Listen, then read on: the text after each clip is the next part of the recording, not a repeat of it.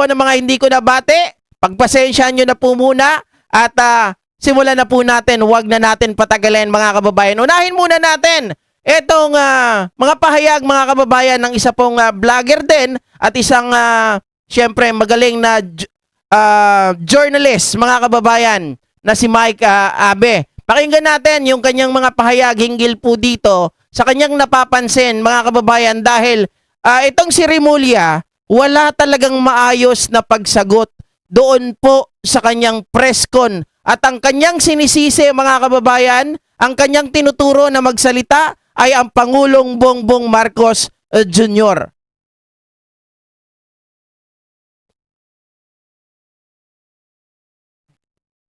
Bakit pinabagsak nila si General Torre as PNP Aurora Director Kibilan General sa loob lang ng wala pang 3 buwan mula ng June 2 nang i-appoint ito at tinanggal nitong August 26 pumutok ang balita kahapon yan. Ano ang dahilan? Kung meron kasing ibang posisyon o trabahong ibibigay kay General Torre na higit na kakailanganin, bakit kailangan pa siyang sibakin? That's my point. Kailangan pa siyang siraan. Yung sinibak, tinanggal bigla.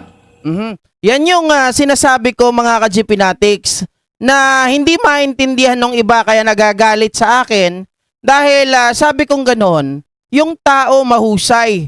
Yung tao sabi nila wala daw ginawang hindi maganda. Hindi naman siya nag-break ng law.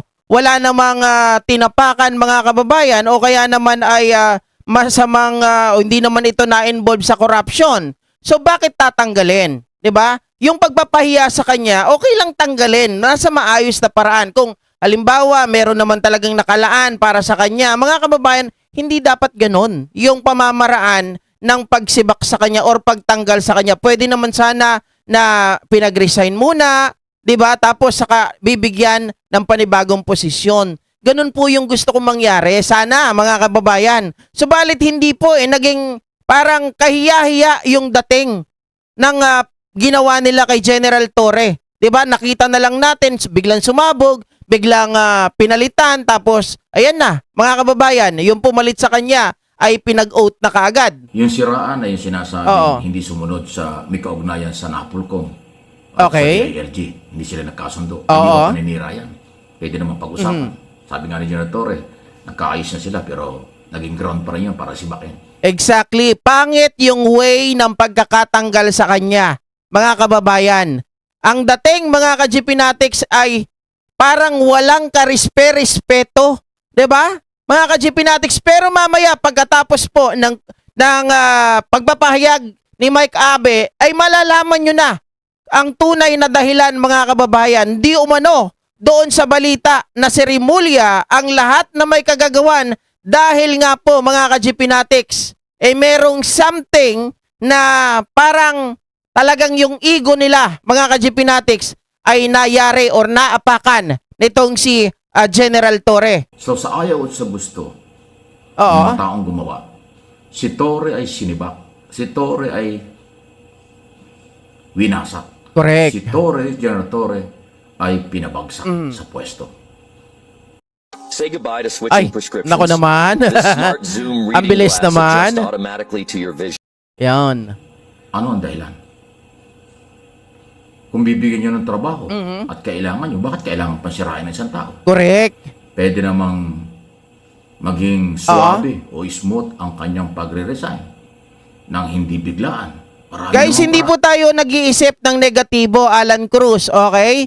Tayo po mga kababayan, sabi ko nga, hindi po tayo tuta, okay? Hindi po tayo mga kababayan na sunod-sunuran lang. Nakita natin mali Mali yung pagsibak sa kanya. Mali yung pamamaraan. Dapat ba kailangan lagi tayong susunod?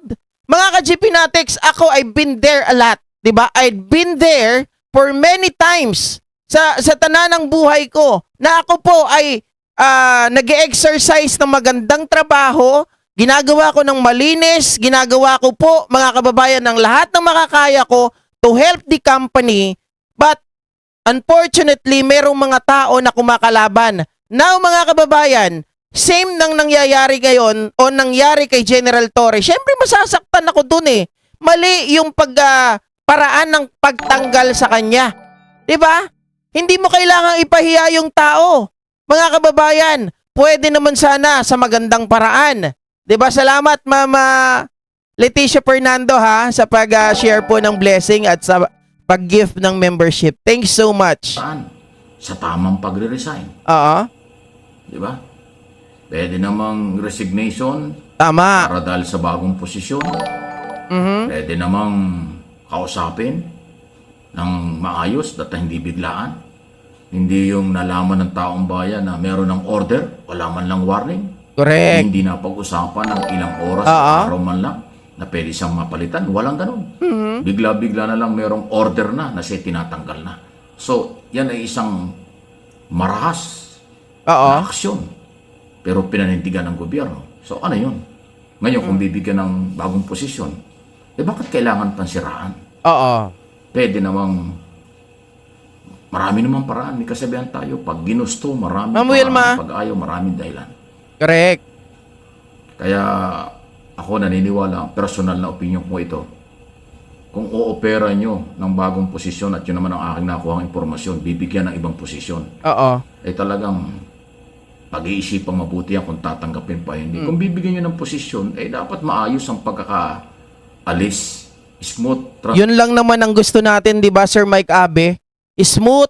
Kailangan, mga kababayan, ang transition, 'di ba? Tapos, mga ka-GPnatics, hindi dapat napapahiya yung isang tao. Kasi nga, isipin natin, mga kababayan, si General Torre, ginawa niya ang lahat, 'di ba?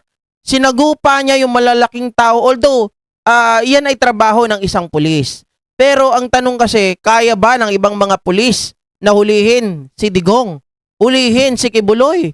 Wala na akong ibang maisip na mga general na kayang gawin ang nagawa ni General Torre. Sana man lang, out of respect, kung yung tao nagkamali doon sa nasagasaan niya yung mga tao ng matataas na politiko, mga kababayan, hindi sana parang basura style ang ginawa. 'Di ba? Idaan sa tamang proseso, sa respeto. 'Di ba sabi naman, yung presidente daw, si BBM ay may tiwala pa rin sa kanya. Bakit ganon? Biglang-bigla. Bakit hindi dinaan muna na kinausap o mag-resign ka muna, ito dito ka namin ilalagay, ganito ganyan kasi may nangyari na medyo yung power mo parang hindi mo na kumbaga na-exercise ng maayos o ng tama, something like that. 'Di ba? transition, maayos na pagtanggal sa kanya o pagkakaalis sa kanya. Pero yung biglaan, mahirap yan. Sino kaya ang nasa likod nito? Tanong Mamaya, mo, ayaw malalaman. aminin, at wala naman ang aminin. Tinatanong ko rin, sinong nasa likod nito? Biktima si Torre ng matinding galawan sa loob ng gobyerno. Yun! Matinding personalan. Matinding inggitan. Ay! Matinding siraan. Aray ko po, mga kababayan, aray ko po! Inggit at siraan. Yan ang katotohanan. 'Di ba? Mga kababayan, i-connect natin dito sa wait lang Pakinggan natin itong binanggit ni Aimee. Balikan ko lang. Tingnan nyo yung kanyang sinabi rito. Ang pagkaalam ko, na-demote si Natatis at iba pang general na nagdadaig kung bakit daw nangyari yun. Kaya sinita ko siya, sabi ko, hoy, ba't ganun? Nako, may balik yan, magdahan-dahan ka. Hindi ko naman alam, magiging bilang anghel ako. At nagpapauman din ako, wala akong alam. Ang alam ko lang, ang balita ko, doon sa mga appointment ng mga RD at iba pa, talagang hindi sila nakipagkonsulta kay Secretary John Vic. Hindi naman tama yun. Siyempre, may buwas tayo lahat. Buwas na si John Vic. At ikalawa, masyadong maingay at maugong na nagmamalaki yung ibang classmate niya na tatakbong presidente o vice-presidente sa 2028. At nakita na nakapaskel yung kanilang mukha at sabi pa nga nung iba, hindi lang pala politiko ang EPAL. Kaya parang inaabangan na rin siguro inaabangan na rin ng ibang tao dahil may nadidinig na pang-aano. So ma'am, namumuliti ka na rin siya? Start na? Parang yun yung sense ng ibang kapulisan. Parang namumuliti ka o pinuliti ka? Pinipigilan nyo na tumakbo yung tao kasi ngayon, sa totoo lang, mga kababayan, sikat na sikat po itong si General Torre. Diba? Yun naman ang katotohanan eh. Tuloy natin yung kay Mike Abe, mga ka-GP Natics. Matinding laglagan, Oo. kaya siya nalaglag. Mahirap pumasok sa gobyerno talaga. Talaga. Pag gumawa ka ng hakbang na aayon sa iyong trabaho at batas na iyong paniniwala, malalaglag ka. Kung wala ka namang gagawin, malalaglag ka rin. Matatanggal ka rin. Correct. Hirap, no? Dapat, di ba ang ating paniniwala, ang pulis ay non-partisan, Tama. professional na organization. Yan din ang Oo. ating paniniwala eh. Eh dito ba sa nangyaring ito, nasa na ang non-partisan dito? Nasa na ang pagiging professional organization kung basta-basta na lang sisibakin ang nasa pwesto? Kaya sana dagdagan ng Malacanang ang paliwanag tungkol dito. Dahil si Secretary Remulla kahapon doon sa press conference, lahat ipinasa sa Malacanang. Ang mga Totoo. sensitibong tanong, Diba? bakit tinanggal? Ano ang basihan? Mga kababayan, This is how you ang nangyayari kahapon, sabihin ko po sa inyo na hindi man binanggit ni Mike Abe dito, ako na magsasalita, na sa press conference ni John Vic Remulla, lumalabas mga kababayan na gusto niyang ipahamak ang Pangulo. Bakit?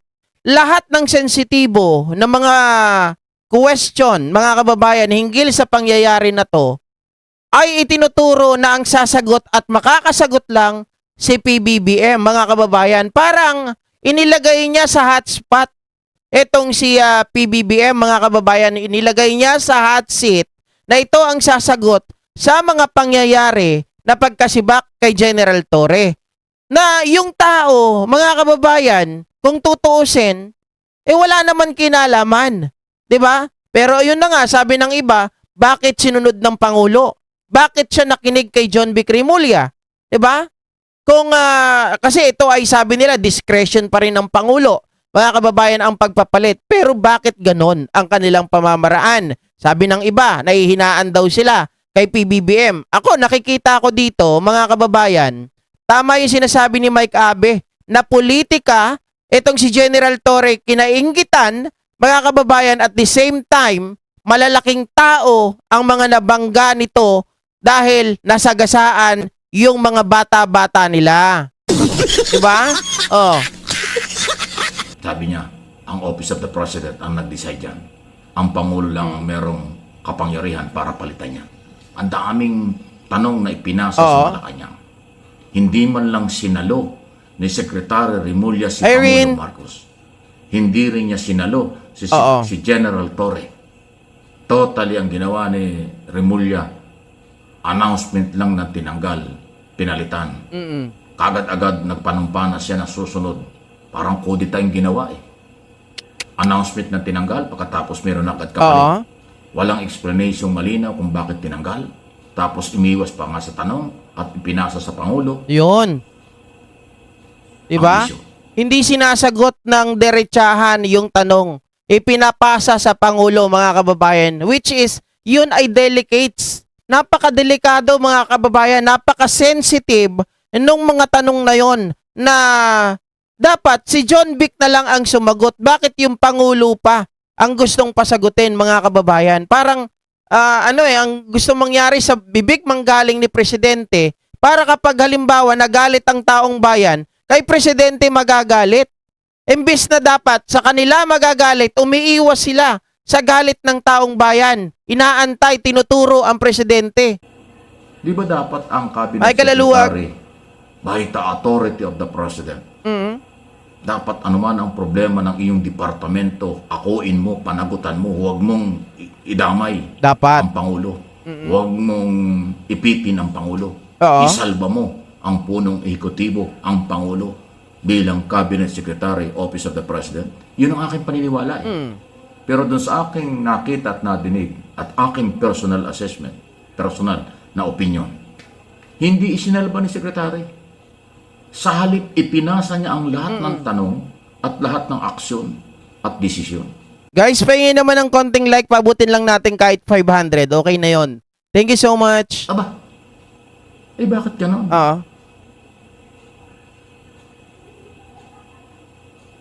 Di ba ang Cabinet Secretary ay Office of the President? Kaya nga mayroong Division of Labor sa gobyerno. Bawat department may secretary. Lahat yan mayroong responsibility and accountability. Transparency, responsibility, and accountability. Inilagay ka ng Pangulo, panindigan mo ang trabaho. Pero ang ginawa ni Secretary, bakit hindi niya inako kung ano ang problema? Bakit hindi niya inako kung ano ang naging desisyon? Bakit ipinasa niya sa Pangulo ang lahat? Basta sinabi niya, isa lang. Tama, alter ego ka ng Pangulo eh. Dapat ikaw magsalita para sa Pangulo. Mga kababayan, bakit si Pangulo ang tinuturo mo? Parang inilalaglag mo sa bangin ng Pangulo sa pagkakataong ito. Na naging basihan ng pagkatanggal kay Torre ay doon sa Napolcom Resolution. Ay siya ang chairman nun eh. Tama. Tapos kung anong basihan ng pagtanggal, anong plano kay Torre, lahat daw ang Pangulo na ang bahalang sumagot. Pati yung pagtanggal, kung anong dahil ang pagtanggal. Bakit? Ang superior, immediate boss ng PNP chief ay walang iba kung hindi ang secretary at chairman ng National Police Commission, Department of Interior and Local Government. Ang Pangulo ay dapat tatanggap lang na recommendation at suggestion, then ang Pangulo ang magde-decide, then ang mag-i-implement Cabinet Secretary. Ang nangyari nga, tumanggap ng recommendation si Pangulo, mga kababayan, dyan napapasok yung usapin mamaya sa pangalawang topic natin na nag-udyok daw di umano ay itong si John Vic Remulla, mga kababayan, para patalsikin itong si General Torre. At alam natin na isa sa mga dahilan yan, yung pagre-reshuffle ng 12 katao, mga kababayan. Kasama na nga doon yung papadala sana dito kay Nartates doon sa Mindanao, mga ka-GP Natics. Yan ang katotohanan. At isa pa, mamaya yung lumalabas na ibinalita rin natin kagabi ay tila nagkakaroon na ng kulay. Na merong control and supervision doon sa isang departamento. Ganon dapat eh. Bakit ipinasa lahat? Kawawa naman ang ating Pangulo. Dapat sinasalo, dapat pinagtatanggol, dapat idinidepensa, dapat pinaninindigan ng Cabinet Secretary kung ano ang desisyon ng Pangulo. Huwag bigyan ng sakit ng ulo ang Pangulo. Huwag ilagay sa alanganin ng Pangulo. Huwag ilagay sa mahirap na sitwasyon ng Pangulo. Yan ang obligasyon ng Cabinet Secretary. Naalala nyo nung nagkaroon ng tawag dito, hearing, mga kababayan, hinggil doon sa paghuli kay Digong Duterte. Mga ka-GP Natics, ang makikita mo na gesture doon, si John Vic ang pinakaparang takot na takot kay Amy Marcos. Yan ang totoo. Parang hindi siya, mga kababayan, parang meron siyang takot kay Amy. Huwag niyong tanggapin ang posisyon kung hindi niyo kayang gawin yung ganon. Tama. Akin lang ho yung sariling opinion. Mga kaibigan, huwag kayong magagalit sa akin. And I totally agree, mga kababayan. Dito kay Mike Abe, sa kanyang mga sinabi, na talagang mali yung mga pamamaraan, mali yung ginawa nitong si John Vic Remulla sa pagpapahamak, mga kababayan, sa pagtuturo sa Pangulo, na sagutin ang mga sensitibong bagay, na dapat po bilang alter ego ng Pangulo, siya dapat ang gumagawa ng mga bagay na pagsagot ng mga sensitibong bagay hinggil po sa pangyayari at pagpapalit ng posisyon dyan po sa PNP, mga kababayan. Ngayon, eto,